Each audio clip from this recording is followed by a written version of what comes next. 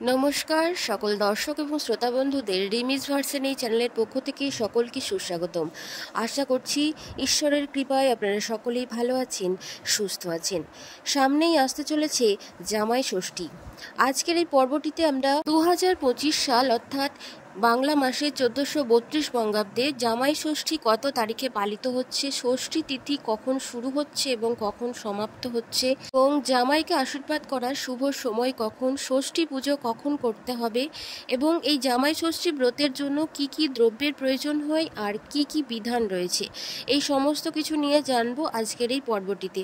আশা করছি পর্বটি আপনাদের ভালো লাগবে, তাই সম্পূর্ণ পর্বটি মনোযোগ সহকারে দেখার অনুরোধ রইল। বাঙালিদের কাছে সবথেকে গুরুত্বপূর্ণ উৎসব হলো এই জামাই ষষ্ঠী। এই জামাই ষষ্ঠীর ইতিহাস বহু পুরনো। এমনিতেই হিন্দু বিশ্বাসে সন্তানের মঙ্গল কামনার জন্য মায়েরা ষষ্ঠীর দিন পূজা করে থাকেন, আর জ্যৈষ্ঠ শুক্লপক্ষে ষষ্ঠী তিথিতে এই ব্রত করতে হয়। সধবা ছেলের মায়েরাই এই ব্রত নিতে পারে এবং পালন করতে পারে। এই দিনটিতে শাশুড়ি মায়েরা জামাইয়ের মঙ্গল কামনার্থে এই ব্রত রাখেন। এটি আসলে বাঙালি সংস্কৃতিতে জামাইকেও সন্তান সম বলে প্রমাণ করা হয়। জামাই ষষ্ঠী মানে জামাইয়ের জন্য ষষ্ঠী দেবীর কাছে মঙ্গল কামনাই হলো এই জামাই ষষ্ঠী। জামাইয়ের দীর্ঘায়ু এবং সন্তানদের মঙ্গল কামনা প্রার্থনা করার জন্য এই ব্রত করতে হয়। এখন জেনে নেব এই জ্যৈষ্ঠ মাসে শুক্লপক্ষের জামাই ষষ্ঠী কত তারিখে পালিত হবে। আগামী 1 জুন 2025 ইংরাজির এবং বাংলার 17 জ্যৈষ্ঠ 1432 বঙ্গাব্দ রবিবার দিন সুসম্পন্ন হবে, এবং ষষ্ঠী তিথি শুরু হচ্ছে 31 মে 2025 রাত্রি 12:34 এবং ষষ্ঠী তিথি সমাপ্ত হবে 1 জুন রাত্রি 12:08। এখন জেনে নেব এই জামাই ষষ্ঠী ব্রতের জন্য যে যে দ্রব্যের প্রয়োজন হয়।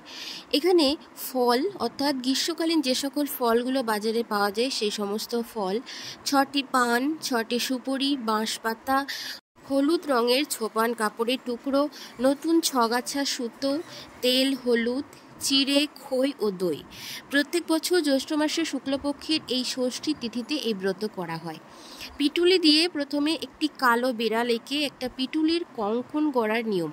ফলমূলে বাটা সাজাতে হবে। তারপর 6টা পান এবং 6টা সুপুরি হলুদে ছোপানো কাপড়ের টুকরো দিয়ে বাঁশের পাতায় জড়াতে হবে। তারপর ছগাছা সুতো পাকিয়ে এবং হলুদ মাখিয়ে তার সঙ্গে বেঁধে দিতে হবে। এই সুতোকে 60 সুতো বলা হয়। চিড়ে, খই, দই, তেল ও হলুদ দিয়ে মা ষষ্ঠীর পূজা করার নিয়ম রয়েছে। পুজোর শেষে ছেলে মেয়েদের কপালে এই হলুদ ছুঁয়ে ওই 60 সুতো তাদের হাতে, ডান হাতে বেঁধে দিতে হবে। এখন জেনে নেব জামাই ষষ্ঠীর পালনীয় বিধি। জামাই ষষ্ঠীর মতো বিশেষ অনুষ্ঠানে জামাই তার স্ত্রীকে নিয়ে শ্বশুর বাড়িতে যায়, এবং শ্বশুর, শাশুড়ি এবং বাড়ির সকলেই জামাইকে এবং মেয়েকে সাদর আপ্যায়ন করে, এবং তারপর শাশুড়ি জামাইয়ের কপালে একটি তিলক বা টিকা লাগিয়ে দেন এবং আশীর্বাদ হিসাবে তার কবজিতে একটি হলুদ সুতো বেঁধে দেন। প্রতিটি বাঙালি পরিবারই এই জামাই ষষ্ঠীর এই শুভ দিনটি অনেক জাঁকজমক এবং উৎসবের সাথে পালন করা হয়, এবং সেই দিন শাশুড়িরা অনেক সুস্বাদু খাবারের আয়োজন করে। বাঙালি সম্প্রদায়ে এই জামাই ষষ্ঠী উৎসবটির এক বিশেষ তাৎপর্য রয়েছে। এই উৎসব শুধু শাশুড়ি জামাইয়ের মধ্যে দৃঢ় বন্ধনের প্রতীক নয়, এটা হলো এই দিনে শাশুড়ি তার জামাইকে সুখ, সমৃদ্ধি এবং সাফল্যের আশীর্বাদ করেন। এটি হলো দুই পরিবারের মধ্যে ভালোবাসা এবং সুন্দর বন্ধনের প্রকাশ। এটা বিশ্বাস করা হয় যে জামাই ষষ্ঠী উৎসব উদযাপন করলে দুই পরিবারের মধ্যে পার্থক্য কমে যায় এবং সম্পর্ক আরও দৃঢ় হয়।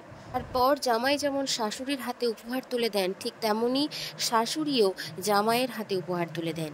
এখন জেনে নেব জামাই ষষ্ঠীতে জামাইকে আশীর্বাদ করার জন্য কোনো নির্দিষ্ট সময়ের প্রয়োজন কিনা।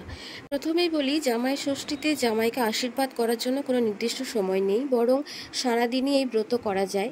শাশুড়ি মায়েরা এই দিন সারাদিন জামাইয়ের মঙ্গল কামনার্থে জামাই ষষ্ঠী বা অরণ্য ষষ্ঠীর ব্রত পালন করবে, এবং ষষ্ঠী তিথি শুরু এবং সমাপ্ত সেই সময়ের মধ্যে ষষ্ঠী পুজো করতে হবে, এবং সেই সময়ের মধ্যে জামাইকে আদর, আপ্যায়ন, আশীর্বাদ সমস্ত কিছু সেই ষষ্ঠী তিথির মধ্যেই করতে হবে।